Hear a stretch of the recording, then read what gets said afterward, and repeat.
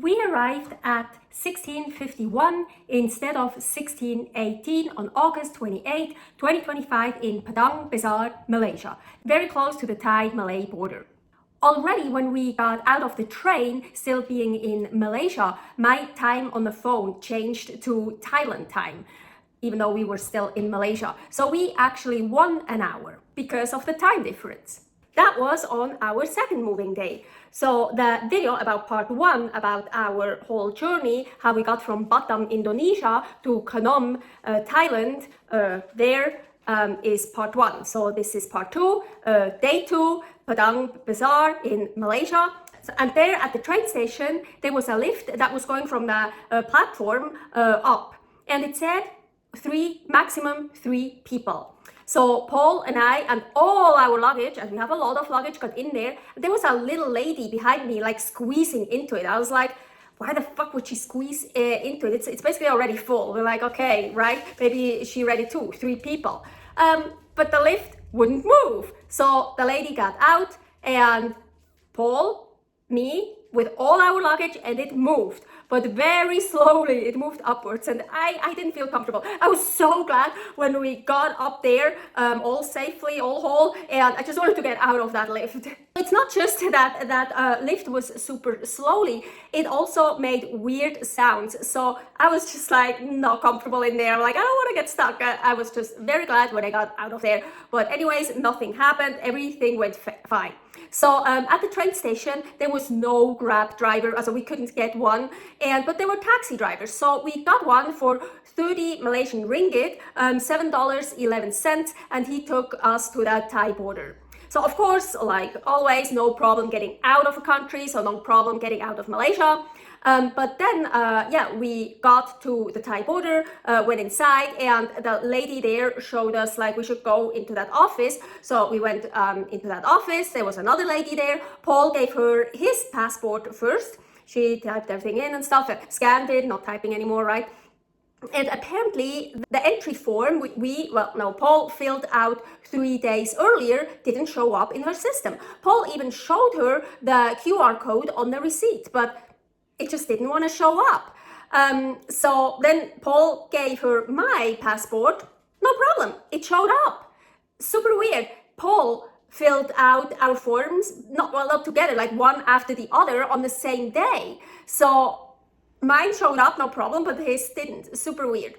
So anyways, I gave my fingerprints, looked into the camera, and I was all set, all good. But Paul had to go back outside of that office. There was a computer, something he could use to fill out another entry form. So he had to do that, and then it was in the system, and then he did fingerprints looking into the camera, and he was cleared as well. So not really badly, so he just had to fill out the form again. But it was really so weird that mine showed up and his didn't.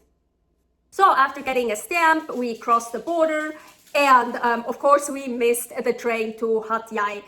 The train already arrived a bit too late in Padang Besar, and then of course the hold up because of Paul's entry form that didn't show up.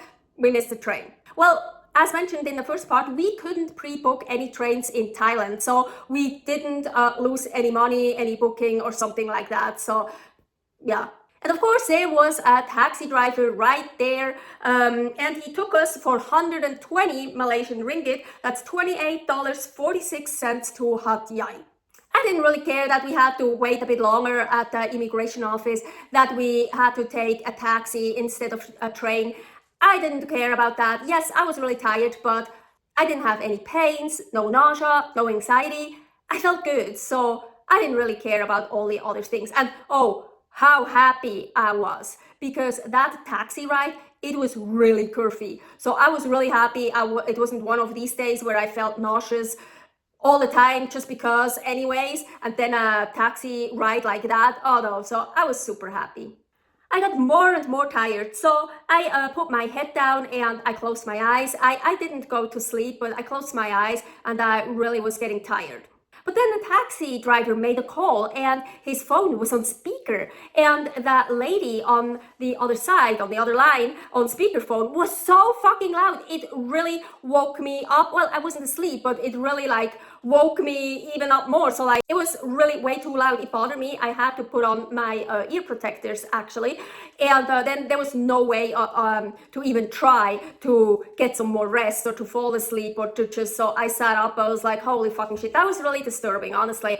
I was like really like, oh fuck, I was wide awake again.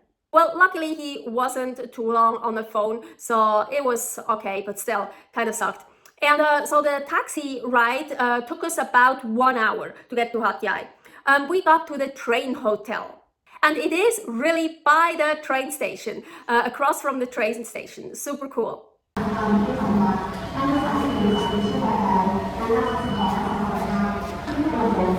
And it was even nicer than the previous hotel we got.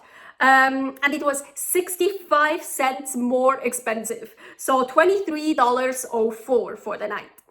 Okay, the second hotel room, train hotel, really by the train in Hat Yai. And here, Paul just turned it on, so hopefully it's getting cool fast. Nothing yet. We have a fridge here. Good. And some goodies take with us.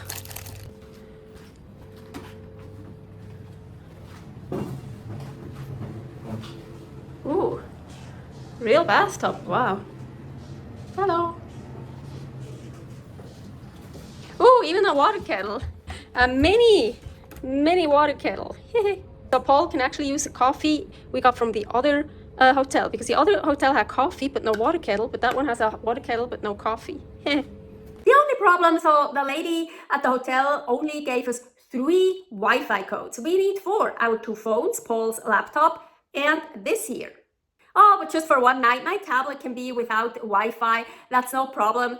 I downloaded enough movies on Netflix, and Paul set up my phone as a hotspot, so I would get Wi-Fi from my phone, but the Wi-Fi was so shitty there anyways, and we were tired. I mean, it was one fucking night, so who cares? Didn't matter. After I took a shower, I ate some from my pre-cooked food that I still had with me. Paul went downstairs and was looking for a restaurant to eat a steak. And while he was, so he told me, then afterwards, while he was walking to a restaurant, he got hit on by hookers. As mentioned before, we couldn't pre-book any trains in Thailand. But we found trains that we want to take in Thailand and wrote those down. And so there was one that should leave at 8:54 a.m. in Hat Yai and arrive at 13:20 in Nakhon Si Thammarat. And suddenly that train didn't exist anymore. Or it never did. Maybe we wrote down something wrong. We couldn't find it anywhere anymore online. And when Paul was out there hanging around with the hookers, now getting a steak, then he looked at the trains there at the train station, and he got worried. He came back and he told me they are super old. They have wooden benches, no ACs, and he doesn't want to take the train because I would be totally miserable in them. So Paul tried to order a Grab for us, but no Grab driver wanted to take us to Nakhon Si Thammarat. Okay, there were buses, apparently leaving every hour. Oh, bus rides. We took so many bus rides in Europe and in Turkey, and some of them were really, really hard for me. I suffered a lot. Here is one of the bus rides when we went from Ulcin, Montenegro to Split, Croatia, and I think that was my worst bus ride. So I wasn't really keen on taking a bus. But yeah, okay, we have to get to our next sit somehow. So I was like, okay, let's take the bus. So Paul tried to order a Grab driver from the hotel to the bus station, but his card failed. Yeah, that happened already multiple times during our Nomad Life. Fraud alert. That's what it always says. So like last time he had to call the bank in the United States to unfreeze the card. So he tried the card again and it still didn't work. He tried another card and that one didn't work either. So he called the bank again. So the bank then unfroze both of the cards. And Paul tried again to use a card for Grab. And it froze again. And then he tried the other card again and it froze again. So it's like, was like a loop. So he called the bank again to unfreeze them. And then he was like, okay, let's not try to use those cards anymore. Let's do it the next morning. So he gives the cards enough time to recover from the freezing, unfreezing or whatever. So yeah. We set the alarm clock to 6:15 in the morning, but we didn't need it. We got actually woken up by the first train that got into the train station from the whistle. It was so fucking loud. And Paul said it was around 5:45 a.m. So about half an hour earlier than we actually wanted to get up. So Friday, August 29th, 2025, around 6 a.m., we got up. Paul got ready and he went downstairs to get some cash, and he wanted to see if he could already talk to someone at the train station because the ticket office opening hours were from 7 a.m. to 5 p.m., 7 to 1700. So he was there a little bit after 6 a.m., but there was luckily already someone in the ticket office, so he could talk to him, her, I don't know what it was. Paul came back, and after he knocked our secret knock on the door, I let him in. So he told me there is a train leaving from Hat Yai to go to Nakhon Si Thammarat, and it leaves at 8:54, and we shouldn't be later at the ticket office than 8:30. 8:54? That's the fucking train Paul found days earlier, the one I told you about before. That's that train we couldn't find anymore. Yes, exactly the train we wanted to take anyway, so it does exist. I didn't feel nauseous that morning. Finally, the first morning for a while, I didn't feel nauseous. I felt really good. That was great. I didn't have any diarrhea, so we stayed in a hotel room, did Duolingo, writing, reading, resting, until it was time to go downstairs. A bit after 8 a.m. in the morning, we went downstairs, crossed over to the train station, went through the peeping machine,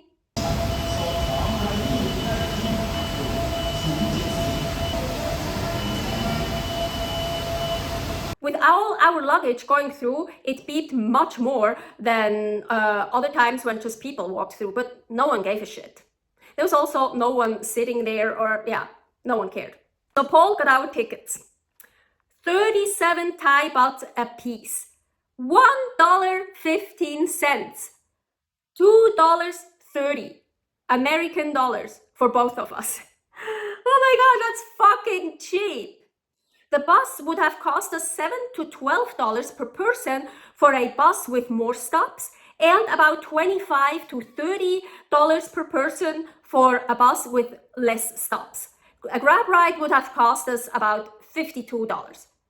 Fucking A, $2.30 for a train ride for both of us? So the train station looks like it got stuck in time, in the 70s. 1924, the train station got built, and 1978 was the last remodel. Old school, so cool. I loved it so much. But it's very organized. A guy even helped us to bring over a Fat Boy over the tracks to our platform. Fat Boy is our big suitcase. And 4 people kept asking us and checking our tickets if we were really waiting at the right platform. The train arrived. I was so fucking excited. The train was probably from the 60s or even the 50s. Paul estimated that. The train looked so super cool, and yes, wooden benches. But I had my Kitchener, my little backpack with Mr. Top Sirloin in it, my shawl, and I think my jacket, and so it was nice and soft. So I was sitting on that. Sorry, Mr. Top Sirloin. And so my ass was fine, because my ass is so fucking bony. It hurts to sit on even cushions. It sometimes hurts. So I was really glad I had that, because yeah, the wooden bench was really hard, but I didn't mind. It was totally fine. It looked so cool. It belonged to that train. It was like nostalgic. No ACs, only fans, but you could open the windows and actually lean out the windows, like back in the days in Switzerland when you could do that, I don't know, in the 90s or whatever. And you could even see through the floorboards. There was even toilet paper in the toilets. I couldn't believe it. Well, call that a toilet. We call it a Plumpsklo in Switzerland and in Germany. In the United States, they call it a Turkish toilet. The door of the toilet was so crazy hard to close, but I managed it. So yes, I even used that Plumpsklo toilet once when the train was stopping. And so now I even know how to properly use a Plumpsklo because Paul explained it to me earlier on in Turkey. So I took my pants completely off. I actually already did that at our seats because I usually travel with my skirt and have my long pants underneath, so I can just take the pants off and I still have my skirt on and my underwear. So I took my pants already off. So I was in that Plumpsklo thing just with my skirt and my underwear. So then I actually took my underwear half off. So like just one leg I took out from my underwear. Then I tucked my dress into my top so it wouldn't be in the way. Then I stood on those two things you're supposed to stand on. Then I squatted all the way down and peed. Yeah, no mess at all like that. The old school train left at 9:04. Only 7 minutes too late. I think this train ride was the best ever train ride I had so far. It was really so cool. I loved it so much. That's exactly how I imagined our nomad life, to live and to travel how the locals do. It's so cool to see how the locals in Thailand travel. That's exactly what I wanted to see from Thailand, like locals, how they live, how they travel. People kept walking by with food and drinks they sold in the train. Some stayed in the trains, some just walked through it during a stop. Yeah, they sold some junk food, of course, but mostly actually real food. Fried chicken, fruit, other home-cooked stuff, and even hard-boiled chicken and quail eggs. Yes, even something I could have safely eaten. Something for me, but I still had so much left over from my pre-cooked food, so I didn't need anything else. And my food was actually nicely cooled down from the hotel fridge. So yes, oh, and I put water into the freezer in the hotel freezer. So we had actually frozen, well, now then it was defrosting, but so we had a really nice cold water. That was a great idea. You did good. Yeah, I so would have liked it if Paul would have gotten some of that food they sold in the train, but he didn't want to take the chances. He sometimes gets diarrhea from local food and an upset stomach, and yeah, he didn't want to take the chances during our travels, so while we were really traveling. We still had some ways to go until our next trusted house sitter sit. One of my hard-boiled eggs got broken, and then when I started to peel it, it kind of smelled funny and it was like slimy. So I threw it out the window because also I didn't want to take any chances to get sick or so. I had such a blast looking out the window. It's so much more fun to do when the window is actually open. I felt so awesome. I didn't even need my ear protectors. Because yes, of course, that train ride was really loud, but it kind of belonged to that train, to that experience, and I was feeling good. I was well, so I didn't even need my protectors. It was great. I was doing amazing. I loved it so much.